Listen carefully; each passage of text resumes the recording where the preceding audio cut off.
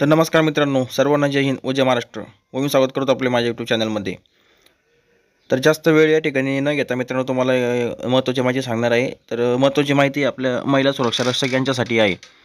तुम्हाला माहीतच आहे, आता काही दिवसापूर्वी या ठिकाणी महिला सुरक्षा रक्षक यांची नोंदणी प्रक्रिया या ठिकाणी चालू होती. तर त्यांची या ठिकाणी लिस्ट आलेली आहे. लिस्ट कशा संदर्भात आहे मित्रांनो, तर ट्रेनिंग संदर्भात त्यांची प्रशिक्षण यादी या ठिकाणी जारी झाली आहे. जवळजवळ 1628 महिला आहे की त्यांना SRPF गटामध्ये या ठिकाणी पाठवण्याचे प्रस्तावित झालेले आहे. तर ती यादी मी तुम्हाला या ठिकाणी दाखवतो. तर त्यासाठी तुम्ही व्हिडिओ शेवटपर्यंत बघा व चॅनलवरती जर नवीन आले असाल तर चॅनलला सबस्क्राईब नक्की करा. चला तर बघूया. तर तुम्ही या ठिकाणी स्क्रीनवरती बघू शकता की प्रशिक्षणासाठी हजर होणाऱ्या महिला उमेदवारांना सूचना. तर काय आहे बघू शकता. राज्य राखीव पोलीस बल प्रशिक्षण केंद्र नानवीस, तालुका दौंड, जिल्हा पुणे. तर येथे 45 दिवसाच्या कालावधीकरिता दिनांक 3/12/2025 रोजी सकाळी 8 वाजता सदर प्रशिक्षण केंद्रावर हजर राहणे आवश्यक आहे.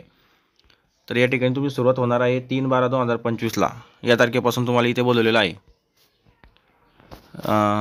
आता याच्यामध्ये बरेचसे मुद्दे दिलेले आहे, तर ते सर्व मुद्दे तुम्ही वाचून घ्या. पण जे महत्त्वाची माहिती मी तुम्हाला या ठिकाणी सांगत आहे. तर इथे तुम्हाला प्रशिक्षणासाठी कोणकोणते डॉक्युमेंट लागणार आहे, त्यासाठी परत त्यानंतर तुम्हाला PT किट वगैरे सर्व साहित्य या ठिकाणी सोबत घेऊन जायचे आणि या ठिकाणी तुम्हाला पैसे पण घेऊन जावे लागते. हे बघा, खालील नमूद यादीतील पात्र उमेदवारांकडून सिक्युरिटी डिपॉझिट रुपये 15,000, त्यातील रुपये 5,000 रिफंडेबल आणि 10,000 रुपये नॉन रिफंडेबल असतात. तर ही रक्कम या ठिकाणी भरावी लागते, ती तुम्हाला सोबत घेऊन जावी लागते. तर आणि खाली लिस्ट दिलेली आहे, ती लिस्ट पण तुम्हाला इथे दाखवतो. आणि इथे तुम्ही स्क्रीनवर बघू शकता. तर प्रशिक्षणासाठी हे बघा, प्रशिक्षणासाठी आवश्यक कागदपत्रे. तर हे प्रशिक्षणासाठी लागणारे आवश्यक कागदपत्रे जे की तुम्हाला इथे सोबत घेऊन जायचे.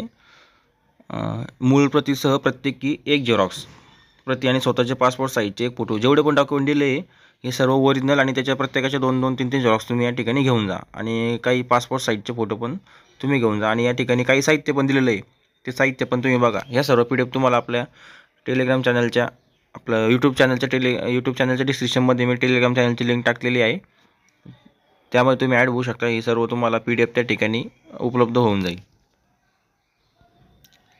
तर तुम्ही बघू शकता, सदर प्रशिक्षणासाठी पात्र असलेल्या महिला उमेदवारांची यादी खालीलप्रमाणे. तर ही यादी आहे. या यादीमध्ये तुमचे नाव वगैरे तुम्ही चेक करू शकता. आणि सर्वांची ट्रेनिंग ही एकाच ठिकाणी होणार आहे, SRPF ट्रेनिंग सेंटर नानवीज या ठिकाणी. तर खूप मोठ्या प्रमाणामध्ये म्हणजे मोठी लिस्ट आहे खूप, तुम्ही बघू शकता या ठिकाणी.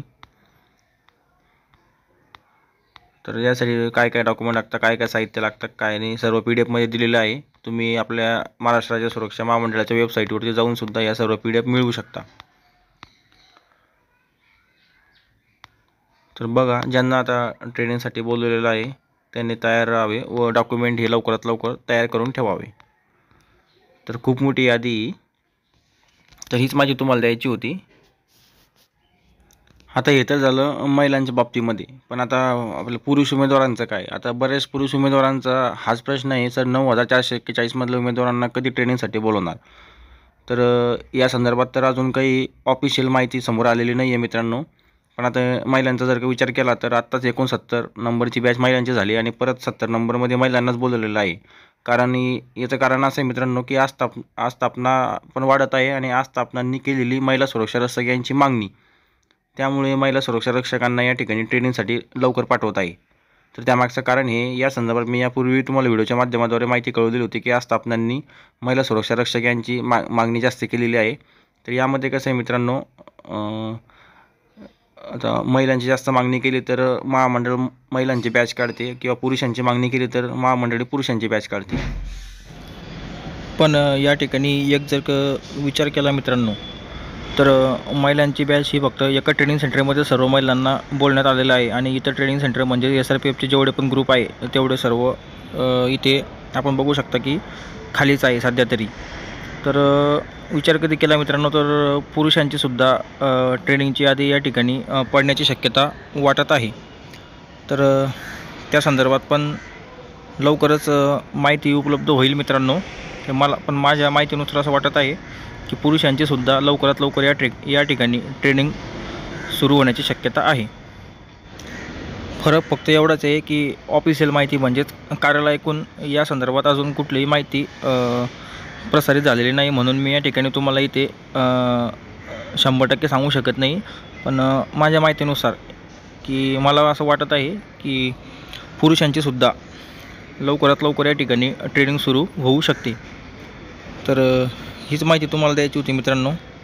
तर भेटूया नवीन माहिती आल्यानंतर. तोपर्यंत सर्वांना जय हिंद व जय महाराष्ट्र.